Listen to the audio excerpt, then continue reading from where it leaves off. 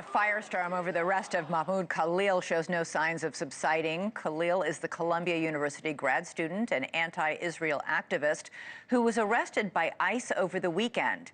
He's here on a green card and faces deportation from the United States. Today, nearly 100 people were arrested after a group of protesters completely took over the lobby of Trump Tower in New York City. The demonstrators are from a Jewish group named Jewish Voice for Peace, and their message was loud and clear: free Khalil.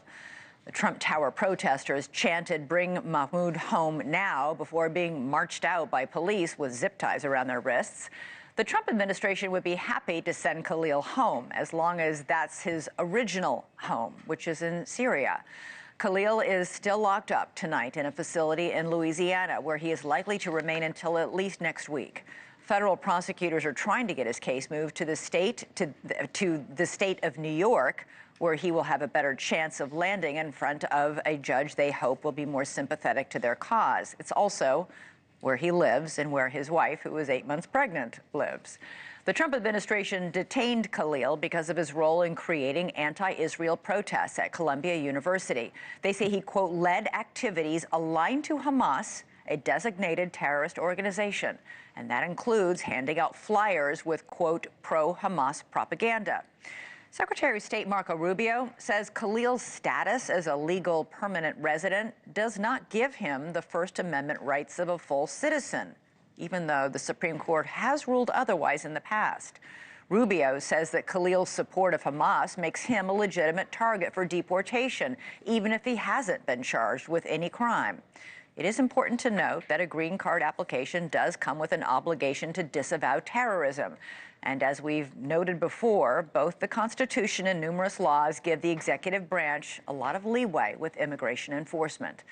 Khalil's legal team, however, isn't buying it. They say his arrest is politically motivated and is an attack on his free speech.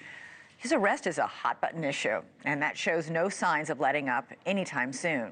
Just yesterday, hundreds rallied in Lower Manhattan, and a clash broke out when a counter-protester whipped out a Trump flag. Well, my next two guests are two Muslims who've been very outspoken about Khalil Mahmoud and Mahmoud Khalil and the anti-Israel protests, but not in the way you might assume.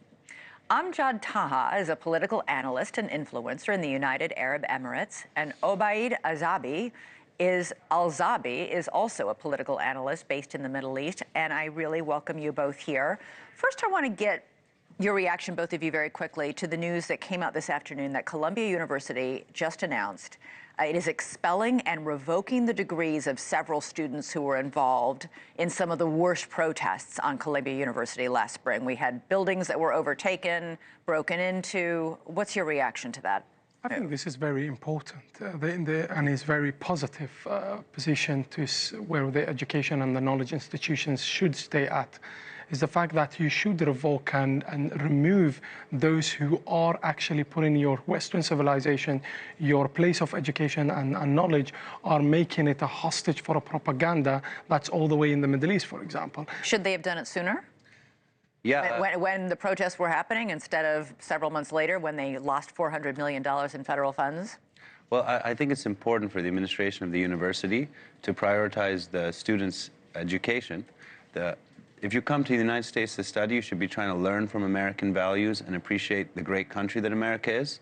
And you shouldn't be organizing anti-American protests or trying to start movements that have anti-American values. All right. Amjad, I want to read something that you just tweeted out. Really caught our eye. Quote, "No Muslim or Arab country wants Mahmoud Khalil, an anti-Semitic, racist Hamas sympathizer. He roamed Hezbollah's terror hubs in Beirut before infiltrating Columbia University not to learn but to radicalize.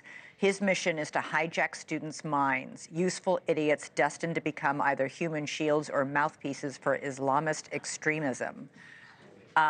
Wow. First of all, do you have any evidence? What evidence do you have that he roamed Hezbollah terror hubs? Well, he was living in Lebanon and with the Hezbollah's areas, and those Hezbollah's areas exactly where you train to be an anti-Semite. But you don't know with first-hand knowledge that he actually did the fact that he was existing in that area, there is no person that existed in that area where he was not radicalized. That's number one. When also about the post that he made on the, we're speaking about the 8th of October, when he went and made all the Colombia's a protest about bringing the war home, and by that he means to the United States of America. So here he's not targeting Israel only, but also we're speaking about the state of the United States of America. Also on the 24th of March 2024, where he invited the PFLP, which is a designated terrorist organization that's in the United States of America, and he brought the spokesperson of it. We're speaking about Khalid Barakat, who is also wanted, and he made him to speak on the Bernard Center for Research of Women. What they do, they're using these research centers and they use the institution, the educational institution, to radicalize the student, and also to make those students as hostages of Hamas and the Muslim Brotherhoods all the way in the Middle East, where in the future you be the spokesperson of these terrorist organizations that are the Hamas, what we call Hamas supports networks. So where do you land? What is your opinion of Hamas? What is your opinion of what happened on October 7th? So Hamas is a terrorist organization, and they attacked innocent civilians. They brutally murdered them, and they put the whole Palestinian cause in danger.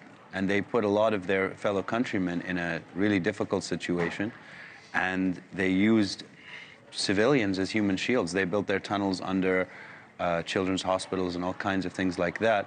So I think they're commonly understood in the Middle East to be a terrorist organization. And they should not be in Gaza, and they should not stay in power. Hamas is the Muslim Brotherhood armed forces in Gaza, and they should not play a role in the future of Gaza. If you care about Gaza, then you should stand with the state of Israel when it's eliminating every member of Hamas, because they are the ones who kidnap babies, kill women, rape children, and that's what they did and they're doing. The fact that those students who are right now protesting in New York, the question is to them this: if you care about humanity, and if you care about freedom of speech, and if you care about the freedom of people, how come you never protested about Aiden Alexander, who is actually from New Jersey, and for the past 500 over 500 days he is a hostage of Hamas?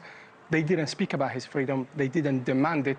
They didn't go to Trump Tower and occupy it, asking for the freedom of such a New Jersey citizen. Why are so many American college students falling for this, in your opinion? If that's what you think is happening here, why do we see so many of them out there, cloaking themselves in Palestinian flags, waving poster boards with Yahya Sinwar's face on it?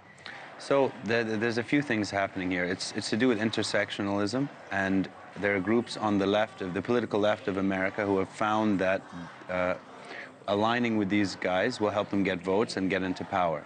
And because so many are radicalized and activists as a day job and activists as a habit, this was another opportunity to disagree with Trump and to get into a political battle with the right wing of the United States, who's now in power. And remember Anwar al-Awlaqi, who was a terrorist and also got the citizenship, American citizenship, was eliminated by the United States of America in Yemen.